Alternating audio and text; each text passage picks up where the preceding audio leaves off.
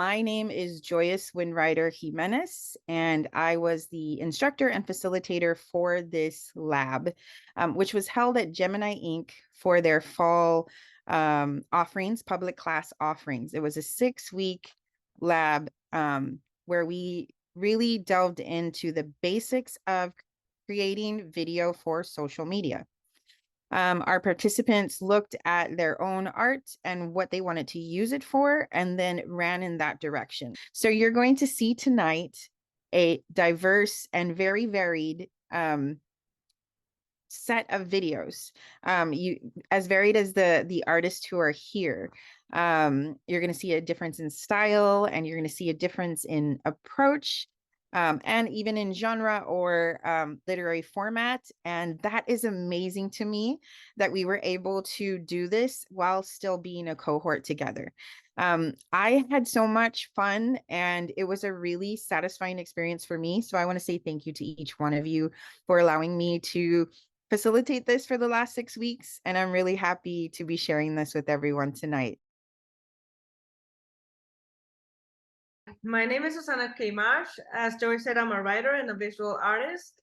I write a blog in which I take out a tarot card and then write a story that inspired the tarot card. Lately, I've been making my own images for the blog, and it's been an interesting process because some really fun things come out of that. I also have written a book called Rust, a ghost mystery novel, which is available on Amazon for anybody that wants to buy it, and it's also just been accepted to the Indie Author Project. So it's been a pretty good year. I chose these 2 videos, one called Silent Ocean because that was my micro project, and I found it was very easy to make and yet very interesting at the same time.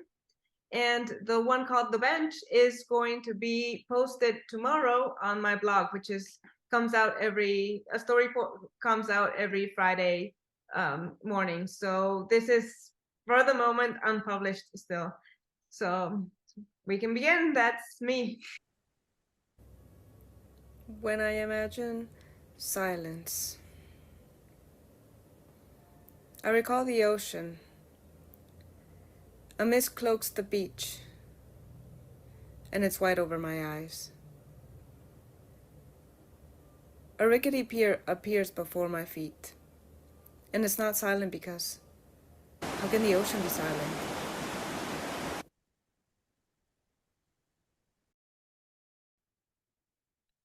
The old man sits on the park bench. Soft raindrops trickle from the tree above him. Shafts of sunlight glimmer on the wet grass like diamonds, while birds chirp in the trees. The rainstorm has passed, and the park returns to life around him. A young woman plunks herself down beside him.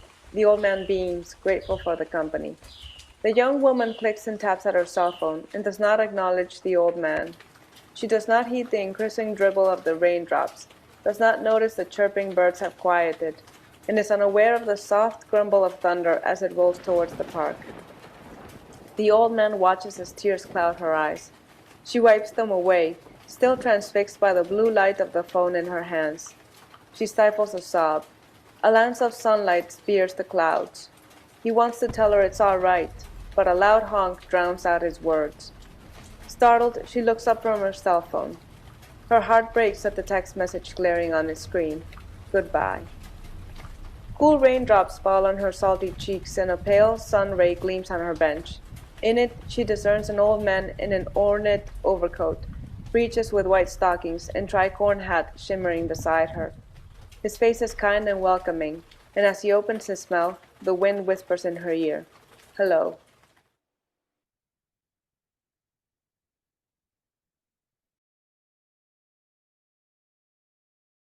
I've always been more of a writer, and I would say an aspiring writer as far as personal things. Eventually, I will start Salty Old Chicks. I think I am going to go with saltyoldchicks.com. And why I got into this class is because I was trying to figure out what I was going to do when I grow up.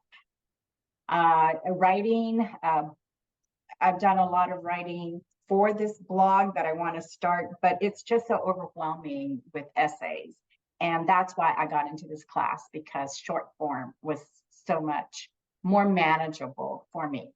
I've also done two other, I was so inspired from this class that I did two other pieces, but one that I am going to change because I don't want to offer any kind of advice, but I do want to, talk about some of my stories and how they've impacted me. Okay, so that's it.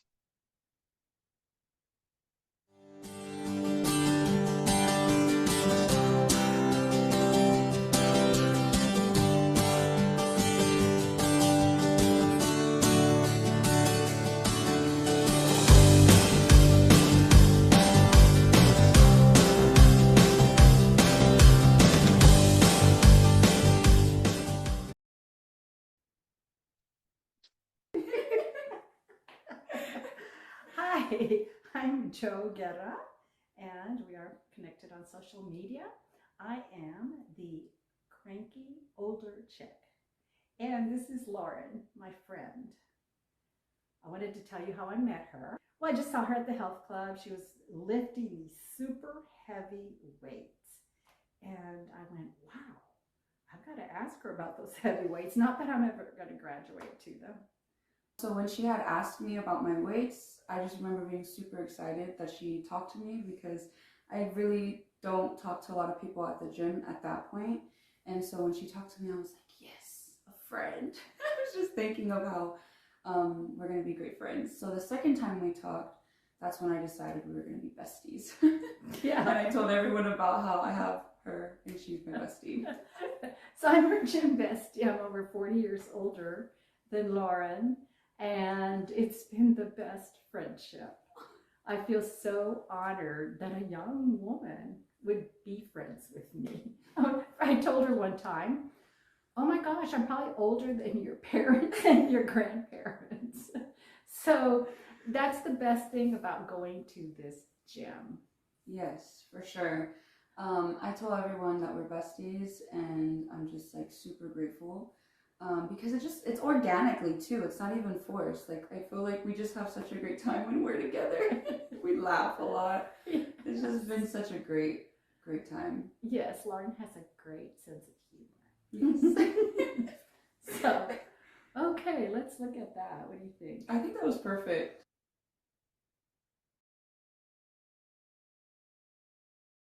Okay, so it's a snippet from a one-man show that I'm finishing up about my brother who's autistic.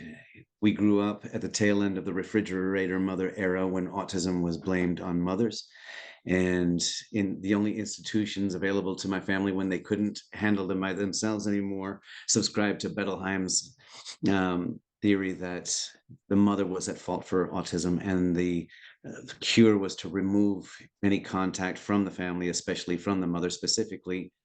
My parents dealt obviously with that trauma, and also with the additional trauma of official science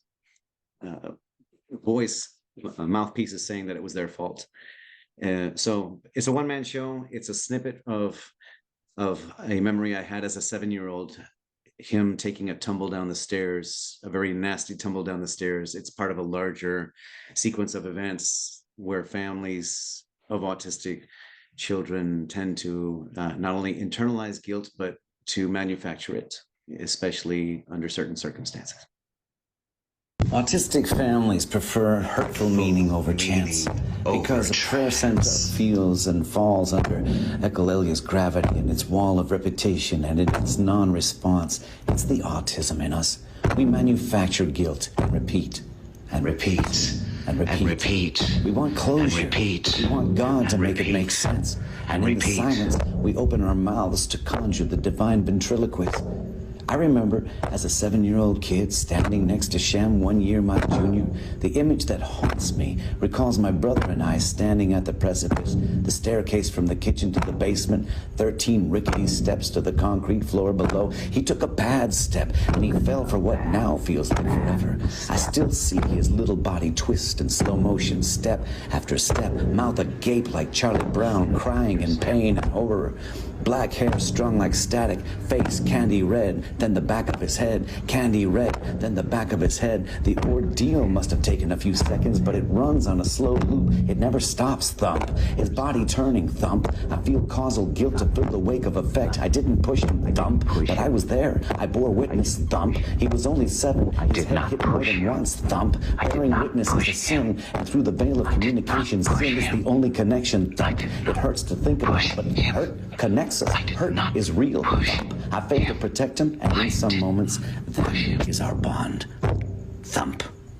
I did not push him.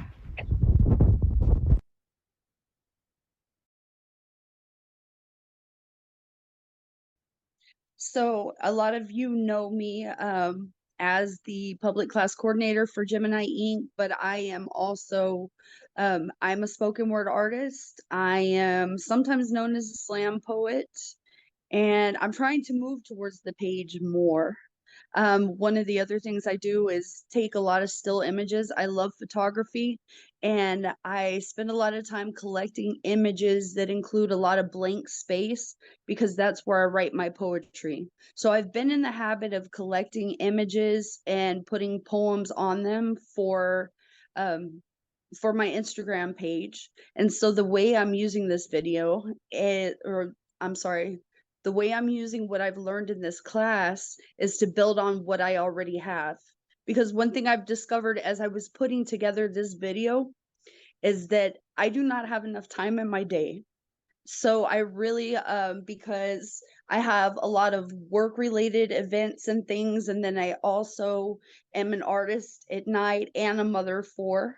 I don't have time to work on brand new art a lot. So I'm piecing together things that I've already created.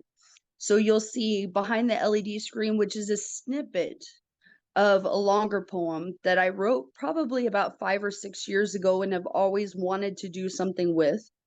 And then the still image you'll see is a still image that I already have on my Instagram page that I've added voice because this is how I plan to use the tools that I've gathered here in this class to continue to make these images because they're easy. It's something that's adding to what I'm already doing as a matter of routine.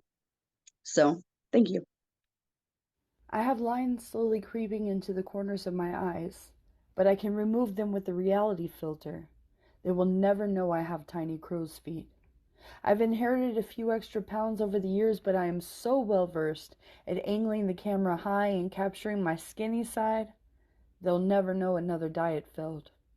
I can't stand her and her charm life and her stupid freaking makeup tips, but I like 9 out of 10 of her statuses so it doesn't look like a fake like. They will never know how much I really don't like. My life is riddled with mistrust and dead things and lonely nights crying, but selfie smiles and optimistic answers to first world problems corrupt my newsfeed. They'll never know the dark places my thoughts are hiding. The most vulnerable parts of me they will never see because I hide them behind an LED screen. They only know the parts of me I pretend to be, and none of who I really am. What a shame. The real me is so much cooler than that bitch. He told me I was his, and for the first time I was a pretty possession, all dolled up and sitting on his side, ceramic cheeks with fixed stare, legs bitten off, skin clawed and chewed every time another man walked by. Petty, paralyzed porcelain with diaphanous eyes gouged out, his for the breaking.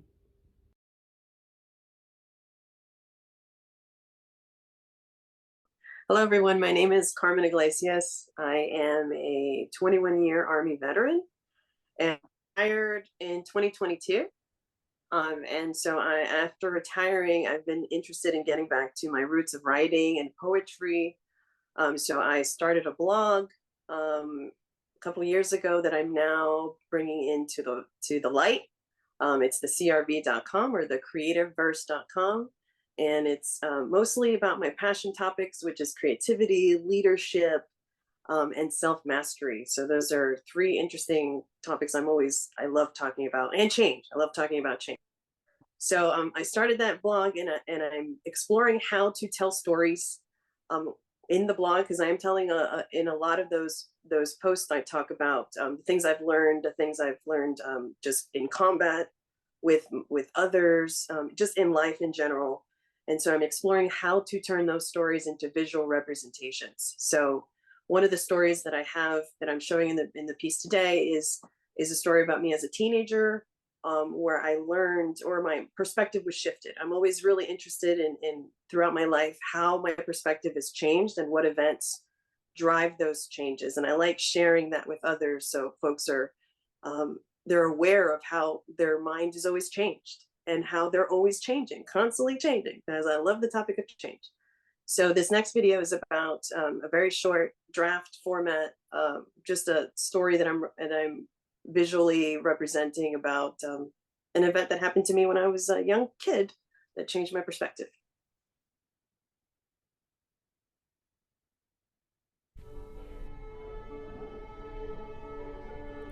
The summer of 1985, I was a 15-year-old high school student. Awkward, lonely, sad, disconnected. I didn't quite feel like I fit in or know who I was until one day I had an experience that changed my perspective. I was riding home from summer school on a public bus with my friends, generally having a grand teenage old time, when the bus suddenly hit a man.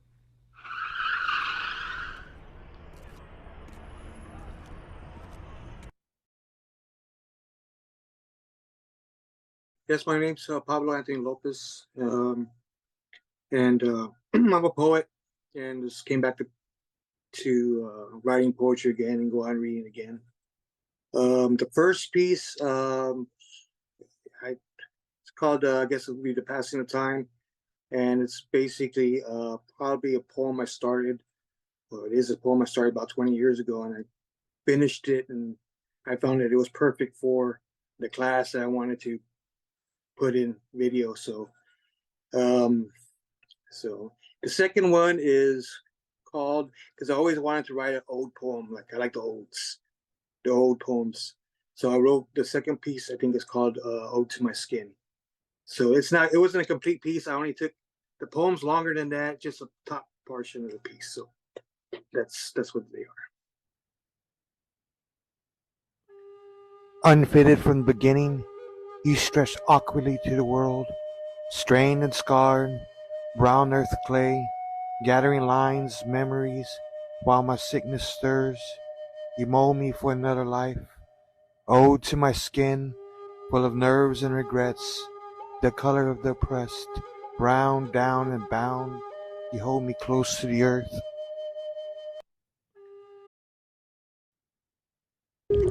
Words are like birds, free, strong, graceful. A symphony of verse across my page, flowing, shaking in its wake.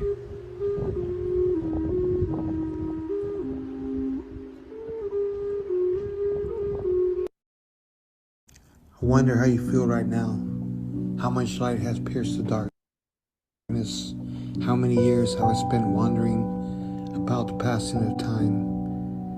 Cut my thin pieces out and hang them on your wall. Think of me if you ever pass me by. I'm not so hard to remember after all.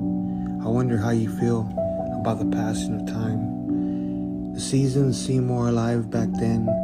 The trees bent my blue days back with the wind. I wrote my desires dipped in your essence, composition of my heart's remembrance. I chased your flame at every cost. I rolled the dice of love and lost. I wonder how you feel about the passing of time. I built an ocean of splendor around my heart, and I guided your memories there. It was over before it started.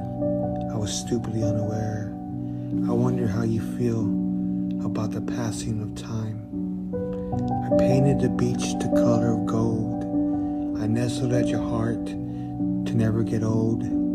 Time is a cruel friend. I wish I could have seen then what would never be. We'll always be two different footsteps, one walking into the sky and the other into the sea.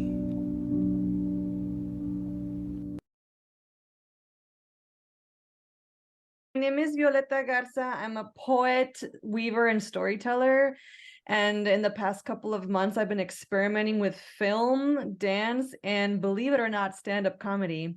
So you're going to get to see a little bit of this with me today. So I chose these two videos because they're the shortest ones that I have. And they also show my range. I feel like I can do funny and I can do serious. I feel like I'm a whole ass melody. Yesterday, I was at the Rinconcito de Esperanza, and my friend Manuel said, Violeta es completa. And I was like, oh, that's new to me. I am complete. So what you'll also see with these two videos is that one is methodical solo work that took a long time. And then another one is just very spontaneous in front of a live audience. So you get to decide which one you like. So thank you. Over and under, a seafoam symphony in my hands, pulling into clouds, pulling into clouds, over and under. A weaver's design, braided, coming together. To think I had to unravel the limited love of others. Over and under my hands, a symphony, an evolution. A weaver's design falling apart through yarn, lifetimes, boundaries, protection. It's a whole ass mood. The path to this peace, destruction.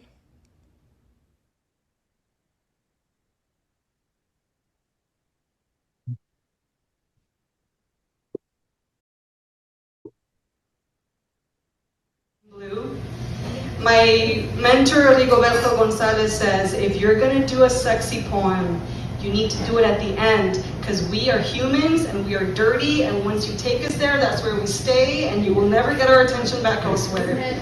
I'm gonna leave you with a really embarrassing poem that I wrote when I was 17 years old. This is my, it's my hot poem that I wrote right after watching Titanic. You know what scene I'm talking about.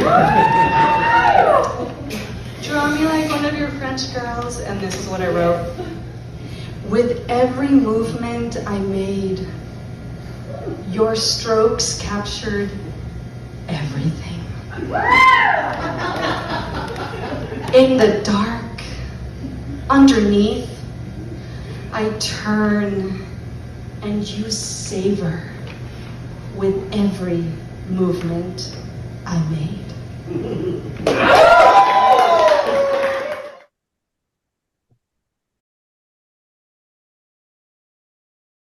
During this process, I threw at everyone a quick, let's do this, go out and grab some footage. So I think almost all the footage you'll see in this short video is taken around Gemini Ink. I think there might be one that is not, it's from a different location. And so it's all our voices put together in our experimental collaboration piece. There's so much I want to say. I hope you can hear me. You are not alone in your thoughts and reactions. You count. Whoever you are is who you need to be right now. We are the tapestry of humanity woven together with frayed seams. Everything you do will come back to you. You will be rewarded or punished, and all you can do is live. I want to be in more than one place at the same time. I leave fragments of myself wherever I go. I strain for inaudible sounds and invisible lights, for hidden brotherhood in the repetitions of plain sight. It's okay. You're not alone. You can let go now. It's all worth it. It's so wild because we did this in the beginning, and so to see it at the end after we've had this time together and this camaraderie, it's really beautiful to look back at that. So tears. And that is our screening. And thank you for everyone who's come tonight to be a part of this and to just witness what has happened during this time. I really appreciate everybody who's come to do that. I want to take this class again. That's what I wanted to say. So, or, some type of like this, Joy. It was just wonderful, and everybody was so supportive, and it was just the best feeling. I remember the first time we went around, and I still tell people that everybody was telling me all this art that they were going to put together with their poetry, and then I think I'm the last one that goes, and I'm like, oh shoot, what am I going to say? And I said, well, my idea was just to be in front of the camera. But it's been an honor to see what everybody has put together. So thank you so much, everybody. I really enjoyed this experience. It really helped me to overcome some reservations I had, especially about speaking in the video. And it's not really my voice. It's my voice. It's not a 10-year-old voice anymore. So, and I'm really glad that I actually pushed myself to do this, and I'm so glad that you guys were there to support me in this. Thank you. This is Violeta, and some of the people in my class already heard this, but I want to make sure that the Gemini Inc. folks hear this too. The video that I did on braided, I had that idea initially about 4 or 5 years ago, and I thought, wouldn't it be cool if I could weave something and then destroy it on camera? And then but there it is. It'll exist in the video. I didn't have the technical know-how to make it happen.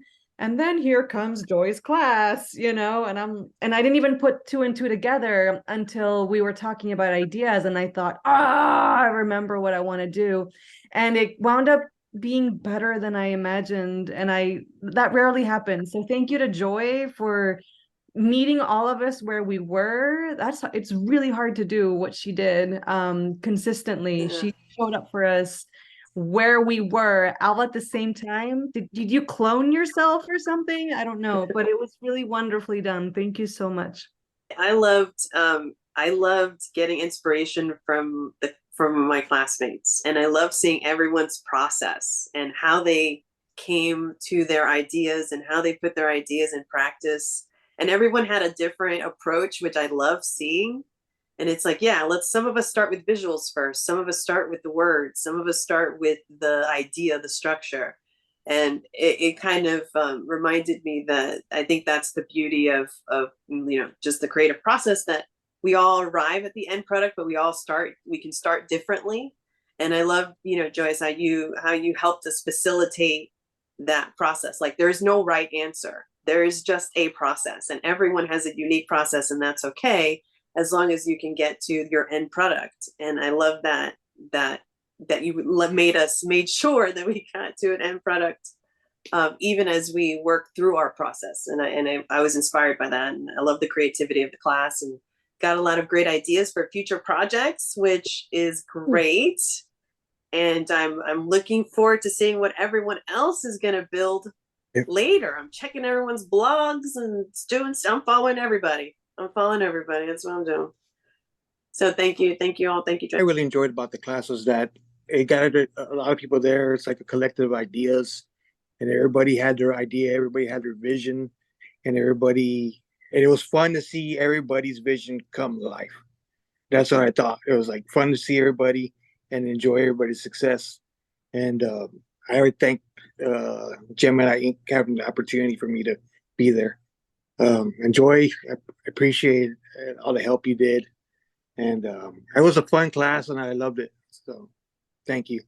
One of the benefits I get for working for Gemini Inc. is I get to take 2 classes a year for free where I don't have to do any work except the work I'm doing in class. And this was one of the 2 classes I picked. And not because I know Joy well, I think she's an excellent instructor. It's because the topic was just right on time for me. And I'm so glad I did, because there's so many rich things that came out of this class for me and for everybody else. So I feel really happy to have been here and been part of it. So thank you, Joy. And thank you, Pablo, for proctoring. I want to thank you again. And I hope you have a great evening, and I hope to see all of your work in the future. You guys are amazing. Keep in touch.